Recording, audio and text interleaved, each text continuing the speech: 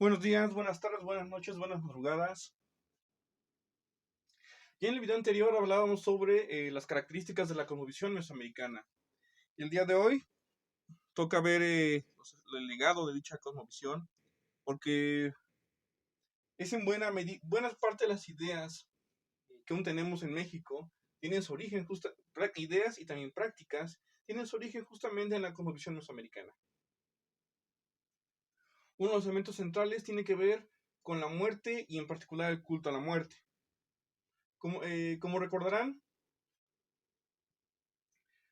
el sol tuvo que sacrificarse en su momento en este caso, Nanahuatzin tuvo que sacrificarse para crear el sol, exigía de manera constante un sacrificio en retroalimentación y casi como agradecimiento para el sol por su sacrificio inicial, por lo que había personas que eran sacrificadas en honor al sol. Pero aquí ocurre algo bien interesante y es que eso genera un fenómeno de qué es lo que pasa con el alma de la persona una vez que muere. Para los mesoamericanos había vida después de la muerte, solo que el lugar al que te tocaba ir no estaba determinado por las acciones que habías tenido en vida, como ocurre, por ejemplo, con la tradición judeocristiana, donde donde fuiste una buena persona, vas al cielo, si no, pues irías al infierno, o en su defecto al purgatorio. Entre los mesoamericanos, en cambio, eso no ocurría. Entre los mesoamericanos, el destino del alma no está, de la persona tras la muerte no está dada por sus acciones en vida, sino por la forma en la que moría. El primer destino y el más codiciado de todos era acompañar a Huitzilopochtli, acompañar al sol. ¿Quiénes acompañaban al sol? Aquellos guerreros que morían en combate, aquellos guerreros que eran sacrificados en honor al sol, o las mujeres muertas en labor de parto. El parto era visto como un combate, de tal modo que seguramente si has visto a alguna mujer dando a luz, pues, te das una idea de por qué es visto como un combate. El parto era visto como un combate y en ese sentido, las mujeres que morían en ese combate tenían derecho a acompañar al sol. ¿Cómo se dividía esto? Desde el amanecer hasta el mediodía, los guerreros y muertos en combate o sacrificados en honor al sol, los hombres acompañaban al sol desde el amanecer hasta el mediodía. A partir del mediodía y hasta el atardecer, el sol era acompañado por las mujeres muertas en labor de parto. Y aquí ocurre bien algo muy interesante que va a ser parte justamente de todo del destino de todos estos, sin importar si acompañan a Huitzilopochtli, a Tlaloc, o se van directamente al Mictlán. El muerto, los muertos siguen trabajando después de muertos. No es como en la tradición judeocristiana, donde el alma muere y ya empieza a descansar. Para los mesoamericanos, la muerte el trabajo no era visto como un castigo como en la tradición judeocristiana. Piensen que en la Biblia viene como que y trabajarás trabajarás y te alimentarás con el sudor de tu frente. El trabajo es visto como un castigo por Dios. En cambio, en la cosmovisión mesoamericana, el trabajo no es visto como un castigo, es visto como algo inherente a las personas. Hasta los dioses trabajan, hasta los muertos trabajan. En este caso, los muertos trabajan acompañando a los dioses, en este caso particular, a Huitzilopochtli. El otro destino, quizá no tan buscado por todos, o no el más ambicionado, pero un destino también muy noble, era acompañar a Tlaloc a su casa, a su morada. ¿Quiénes lo acompañaban? En primer lugar, niños sacrificados en honor a Tlaloc. Recordemos que los niños eran considerados como seres llenos de agua y que por tanto los niños que eran sacrificados en honor a Tlaloc tenían pase automático para irse con Tlaloc a su vivienda y a servirle también. También aquellas personas que morían ahogadas tenían derecho a acompañar a Tlaloc, lo que es casi obvio, puesto que es el dios de la lluvia, es el dios del agua. Si mueres en medio del agua ahogado, pues acompañas a Tlaloc. Y por último, aquellas personas que morían por el golpe de un relámpago, de un trueno. El trueno y los rayos, los relámpagos suelen ser vistos asociados a la lluvia, a las tormentas, y por tanto también son parte de Tlaloc. Las personas que no morían por estas formas, que morían por causa natural, por enfermedades, por vejez o por otros accidentes, se iban directamente al Mictlán. El Mictlán no era el lugar como más deseado, pero pues seguía siendo un lugar aceptable dentro de lo que cabía. Pero no era tan deseado porque implicaba un viaje muy peligroso. Había que llegar desde el mundo terrenal hasta el Mictlán, hasta el centro del Mictlán, donde residía Micantecutli, y para eso había que atravesar los 7 niveles que componían el Mictlán.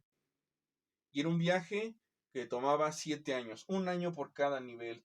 Eran 7 años de viaje y de un viaje además peligroso para el alma del muerto, porque tenía que atravesar por desiertos, tenía que atravesar y pasar sed durante ese proceso, tenía que atravesar por lugares muy fríos y pasar una miseria de frialdad ahí, tenía que atravesar unas montañas que se abrían y se cerraban y podían aplastar el alma del muerto. Tenía que pasar también, por ejemplo, por atravesar un río. De hecho, la primer obstáculo que tenía que atravesar el alma era cruzar un río caudaloso, y el alma sola no podía.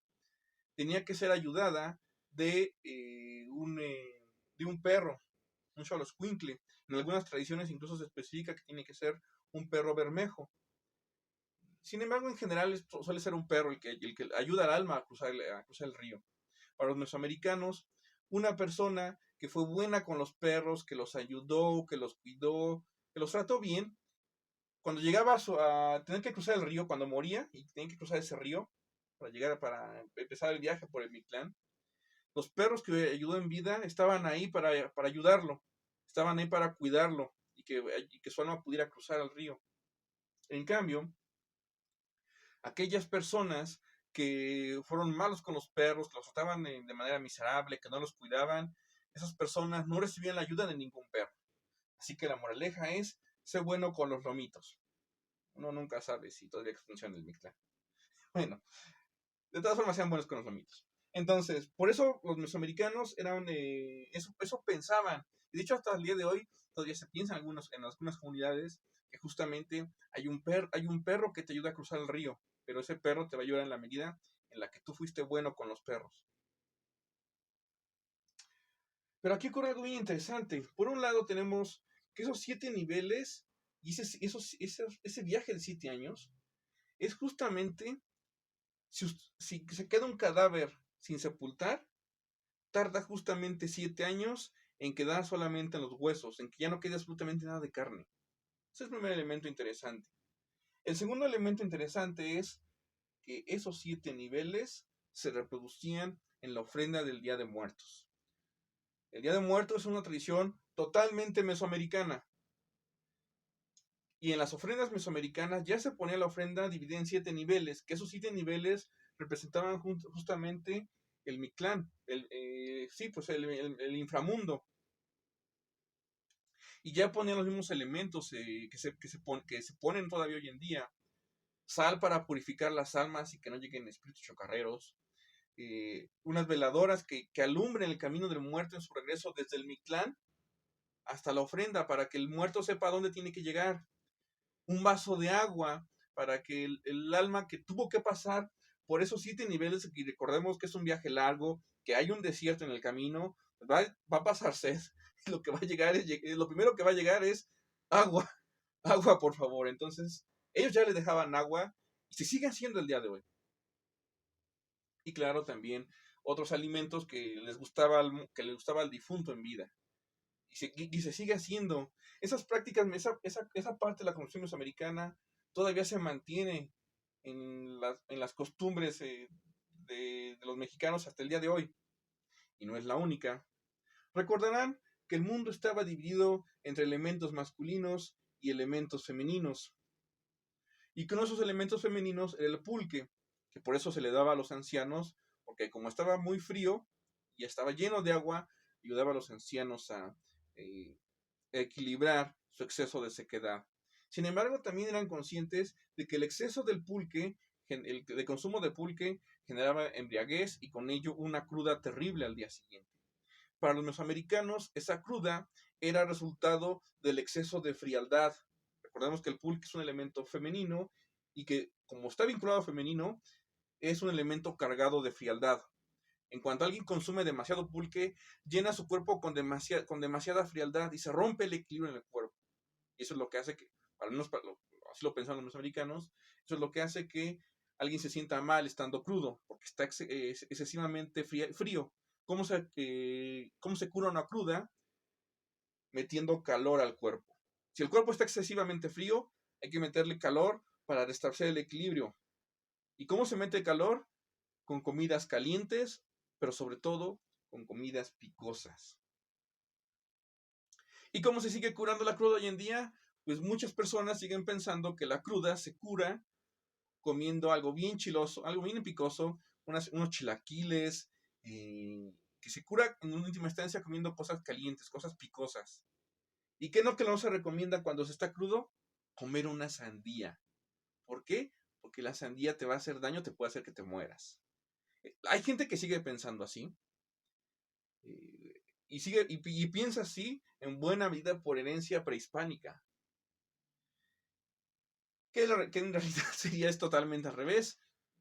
Lo que el cuerpo está crudo por una deshidratación. Si te comes una sandía, estás comiendo básicamente agua que te ayuda a rehidratarte y a sentirte bien. Irónicamente, comer cosas picosas no solamente no ayudan, sino que te perjudican, puesto que el estómago está irritado con el alcohol. Si metes cosas picosas, se va a irritar más.